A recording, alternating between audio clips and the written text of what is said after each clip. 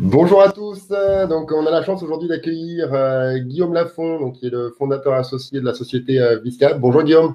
Bonjour, merci aux Euh, pépites de nous donner Écoute, l'opportunité de présenter nos c'est activités. un grand honneur de vous avoir aujourd'hui.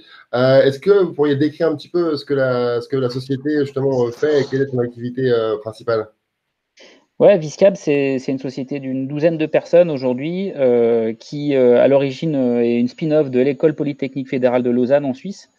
Et ce que nous, on fait, c'est qu'on utilise les sciences de la donnée et le digital pour accélérer la transition carbone des acteurs de la construction et de l'immobilier.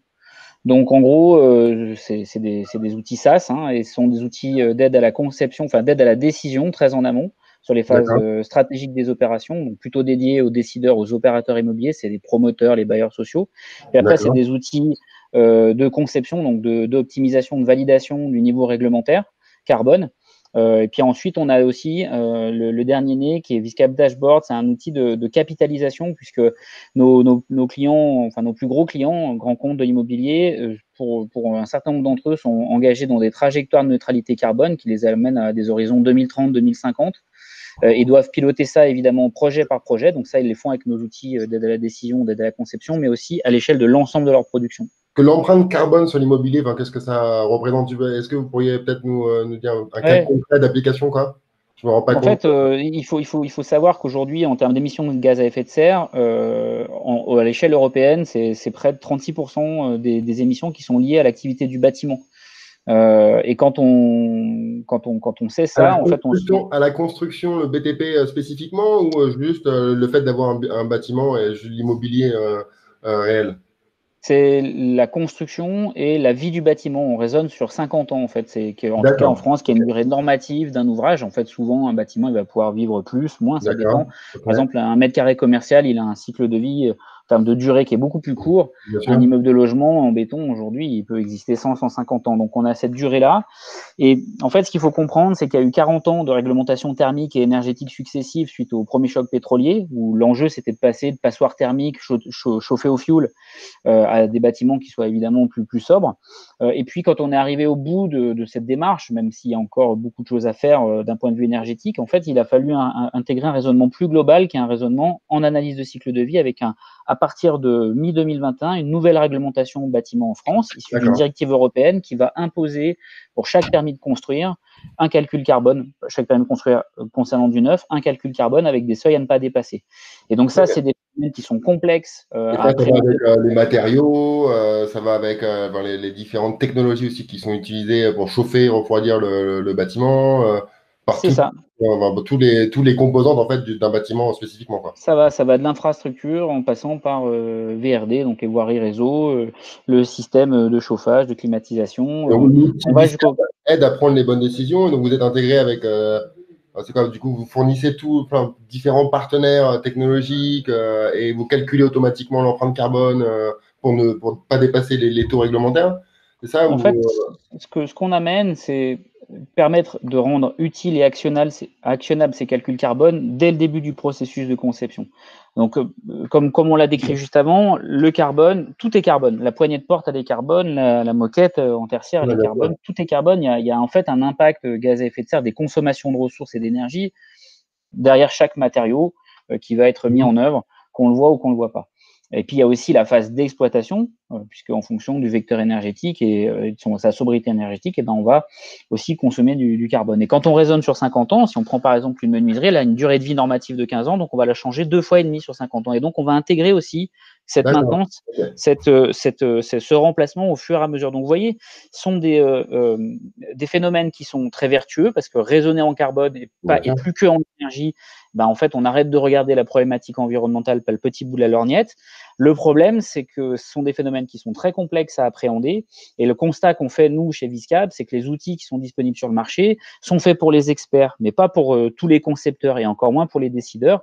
Et donc, nous, ce D'accord. qu'on amène, c'est les sciences de la donnée, le digital, pour avoir des modèles de prédiction et aussi une façon d'avoir accès à cette donnée qualifiée qui est beaucoup plus Mhm. ergonomique, qui permet à un promoteur immobilier assez rapidement avec l'appui des consultants Viscab, de la formation, de pouvoir intégrer ça dans son business. Parce que globalement, tout le monde est d'accord aujourd'hui pour construire et livrer des bâtiments plus sobres et décarbonés. Vous prenez 100 personnes, vous leur dites, a priori, il n'y a personne qui va vous dire comment on fait et comment on a les les deux questions que je vous pose, c'est comment est-ce que je fais et combien ça me coûte? Parce qu'on est dans une industrie qui est très cost-driven, avec des gros volumes, faibles marges. Et donc, voilà, la question du carbone, c'est une question d'exhaustivité et de comptabilité.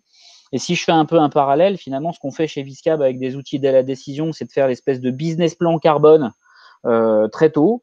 Et puis, une fois qu'on a fait ça, on a des outils qui permettent de piloter les budgets carbone. Et puis, à la fin, on a des outils qui vont nous permettre de faire le compte de résultats, bilan correctement avec tout dans les bons comptes. Ça, c'est Viscab Eval, c'est un outil dit d'ACV, donc analyse de cycle de vie réglementaire, entre guillemets, parce qu'aujourd'hui, la réglementation n'est pas en vigueur, mais demain, on aura un outil agréé par un ministère qui nous permet en fait d'avoir le stempel à la fin et être sûr qu'on est OK. Donc, ce qu'il faut comprendre, c'est que ce constat du poids carbone du bâtiment, il est mondial. L'Europe est en pointe sur ce sujet et la France en Europe est, je dirais, sans doute le premier de la classe, parce que en intégrant le calcul carbone systématiquement à partir du 30 juin 2020, en fait, on va massifier la pratique du calcul carbone et des analyses de cycle de vie. Et donc, nous, notre job, c'est d'être prêt pour pouvoir embarquer nos clients qui sont sur toute la chaîne de valeur, comme je décrivais, à la fois des promoteurs, des bailleurs, également des concepteurs, et qui ont besoin en fait de nos outils pour pouvoir embarquer leurs équipes sur ces sujets qui sont fédérateurs, mais sur lesquels les équipes veulent des outils et des mesures concrètes pour pouvoir transcrire une ambition politique affichée sur un site internet vraiment quotidiennement sur les projets. Et puis permettre de faire ça dans un pilotage sécurisé, parce qu'en fait, comme j'expliquais, on est dans des métiers où très vite ça se chiffre en millions d'euros une opération immobilière. Donc on a besoin d'y voir plus clair sur techniquement et économiquement comment est-ce qu'on maîtrise ces sujets. Ok, chouette. Merci Guillaume pour la vulgarisation un petit peu de Viscab. C'est vrai que c'est un secteur qui demande à être vulgarisé. Donc, bravo pour votre projet. Et aujourd'hui, on est ensemble pour quand même annoncer une belle nouvelle. Donc, une levée de fonds auprès de quel investisseur, déjà rappelez-moi? Alors nous, on a réuni un tandem sur ce round de financement qui mêle la Banque des Territoires, Caisse des Dépôts, donc un investisseur public de référence.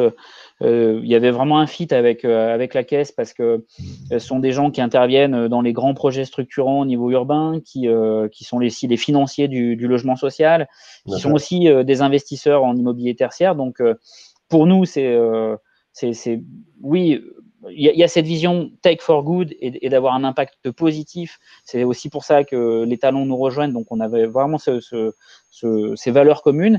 Et également, il fallait donc trouver un partenaire investisseur privé, puisque la Caisse étant publique, elle ne pouvait pas faire plus de 50% du deal. Et là, nous, on a trouvé, pareil, chaussure à notre pied, chez AO PropTech, donc qui sont des investisseurs un peu particuliers, parce que d'un côté, ce sont des gens qui gèrent plus de 33 milliards d'euros d'actifs immobiliers en Europe, un peu de partout, assez peu en France, mais principalement Allemagne et UK, et qui ont une vision très data déjà de leur investissement immobilier. Et du coup, ils ont ouvert un fonds à capital permanent qui est le plus gros fonds aujourd'hui en Europe dédié au PropTech et Construction Tech, donc qui fait 250 millions d'euros. Ils investissent en Europe, ils investissent aux US également, et de façon très ciblée sur les PropTech, les Construction Tech, parce que ils font le même constat que nous. L'immobilier va en pleine révolution, et on est finalement, nous, à la croisée des transitions digitales et environnementales du bâtiment. Et ça faisait vraiment sens pour eux de nous avoir dans leur portfolio. Aujourd'hui, on adresse le marché du neuf, parce que c'est celui qui va subir un ramp-up réglementaire avec ce qu'on évoquait juste avant. Mais on va pouvoir aller accélérer rapidement aussi sur l'existant. Et ça, le fait d'avoir des gens comme AO PropTech qui gèrent un portfolio d'actifs immobiliers existants en Europe qui est aussi large, c'est vrai, c'est du retail, c'est du logement. Ils ont 110 000 unités de logement. On va pouvoir avoir un terrain de jeu très, très intéressant. Génial. Et donc, voilà, du coup, vous avez posé un tour de table de 1,6 million. Voilà, donc ça, c'est ce qui est amené en fonds propres, quasi fonds propres. On va lever aussi de la dette auprès de BPI et puis d'un petit pool bancaire pour compléter notre budget d'accélération. Voilà, on l'a pas annoncé en même temps. D'habitude, ça se fait, Voilà, bien mais sûr, bien sûr, ouais. en fait, nos banques et puis BPI étaient quand même très, très mobilisés sur le refinancement lié à la crise sanitaire. Donc, on les a laissés gérer les urgences et on boucle notre financement. Et juste en quelques minutes, là, est-ce que notre communauté, ben, qu'est-ce que vous recherchez aujourd'hui et comment vous allez utiliser cette levée de fonds, justement? Alors nous, on va continuer à consolider technologiquement notre avance. Comme j'expliquais, 3 produits. Un produit de calcul réglementaire, c'est Viscab Eval. Le produit qui est issu de la recherche EPFL, donc Viscab Mhm. Explo, qui amène ça très en amont, cet outil de décision qui amène ce savoir qualifié sur les ACV très en amont. Il y a Viscab Dashboard qu'on développe avec nos partenaires grands comptes de l'immobilier. Donc vous voyez, on a déjà pour une petite boîte des gros enjeux au niveau produit. C'est pas que du recrutement, c'est aussi du pilotage. Faut pas se prendre les pieds dans le tapis. Et là, la logique très user-centric, très proche de nos clients, c'est la clé pour pouvoir pas faire trop de développement et se perdre en chemin. Bien sûr. Donc, on va consolider l'équipe tech, mais surtout deux gros axes. La partie business, hein, nous on est la startup d'ingé typique français. On est très très fort sur la tech, mais on sait on doit muscler notre jeu d'un point de vue business. Donc constituer une équipe business pour nous, ça c'est vraiment la top priorité. Et aussi à côté de ça, l'équipe métier, parce que en fait, dans notre secteur immobilier, construction, il faut pas se raconter de blagues. On n'a quand même pas, de façon généralisée, du staff dans les PME et dans les grands comptes dédiés à l'innovation, dédiés à la transition digitale. Et ça a une conséquence d'un point de vue commercial pour nous, c'est que souvent, quand on va nous repérer ou quand nous on démarche, on nous dit OK, on va vous tester, mais en fait, on va vous tester demain matin sur un projet qui part. C'est souvent pas en dehors D'accord. du temps, voilà, du temps du projet du quotidien. Et donc, du coup, c'est vraiment absolument nécessaire pour être crédible et pour être légitime et puis pour rassurer nos clients, pour les satisfaire aussi, d'avoir une équipe métier. Donc, ces équipes métiers, il faut les trouver, il faut les former, il faut les recruter. Et il faut être prêt parce que, comme j'expliquais, quand tu as un business qui est aussi lié à un ramp-up réglementaire, il y a des gens qui sont en avance sur ce sujet-là, hein, parce qu'il y en a qui ont inscrit ça dans leur stratégie, ça rentre dans leur performance extra-financière, donc ils sont déjà mobilisés sur ces sujets. Mhm. Mais quand il y a un ramp-up réglementaire où du jour au lendemain, le calcul carbone il est obligatoire, on sait que ça va partir vite. Donc il faut anticiper ça. On a une petite année pour être prêt pour nos clients, donc on va y arriver. On sera Ok. là, on sera au rendez-vous.